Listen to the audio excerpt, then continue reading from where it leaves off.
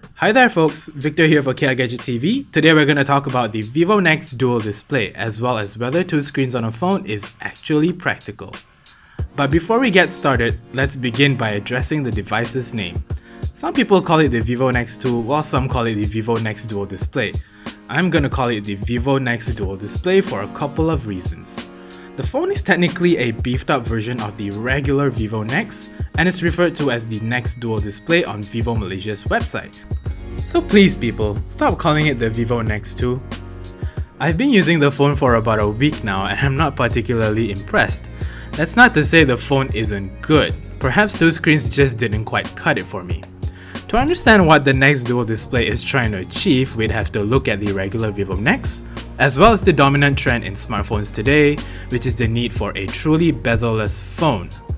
The decision to use a second screen on this phone stems from the need for a completely bezel-less display, but you have to remember that double the screen means double the screen protectors and double the risk of shattering one of them. That also means you only get one bumper case, which thankfully Vivo provides, but for those who like to jazz up their phones with different cases, then this is not the phone for you. Vivo are all about cameras, and here Vivo rids the phone of the Nexus 8MP sliding camera and replaces it with a triple lens setup featuring the same 12MP lens, a 2MP lens with depth sensor, and a time of flight camera. So this means all selfies will be taken using the back camera. Sure, the main display now has one of the thinnest bezels in the market, but every time you want to take a selfie, you'd have to turn the phone around. For regular photos, you'd have to flip the phone around again, back to the main screen. That's a little bit too much phone flipping for me. The current setup of a front and back camera works just fine, so why fix something that ain't broken? With the extra screen, the Nex Dual Display lets you enable mirror mode. This displays the camera app on both screens, which I guess is helpful for the image subject to see themselves in so they strike the right pose. Other than that, the back screen serves no other purpose. The only other claim to fame Vivo has with the back screen is with the game PUBG Mobile. The company teams up with Tencent, creators of PUBG Mobile, to turn the back screen into touchpads. You can tap buttons at the back to shoot while maneuvering your character with your thumbs. It works for the most part, but our version of the phone comes with the Chinese ROM and this feature only works with the Chinese version of the game. Perhaps when the phone hits local stores, the feature will work with the English version of the game too. Unless a similar feature is present in a larger number of games rather than just the ones that have partnered up with Vivo, then only will the Nex Dual Display have something to shout about. Otherwise, the back screen is pretty much useless. Now, let's revert back to the camera for a bit. The camera lenses are mounted on what Vivo calls the lunar ring. That's this funny looking circle you find on the back screen. Two cool features come with this ring. One is a studio light for taking selfies, and another RGB notification lights that glow around the circle. So, in order for you to see the notification lights, you'd have to plop your phone face down. Who does that? Our experiences with the notification lights have also been frustrating. The Chinese ROM pretty much isn't optimized to work with apps downloaded from the Google Play Store. Only WhatsApp notifications work, but even then it only shows blue even though I've set it to show purple. Maybe this is another issue that'll be gone when you get the local set. With the extra screen, the Vivo Nex Dual Display is thicker than the regular Vivo Nex, and slightly heavier too.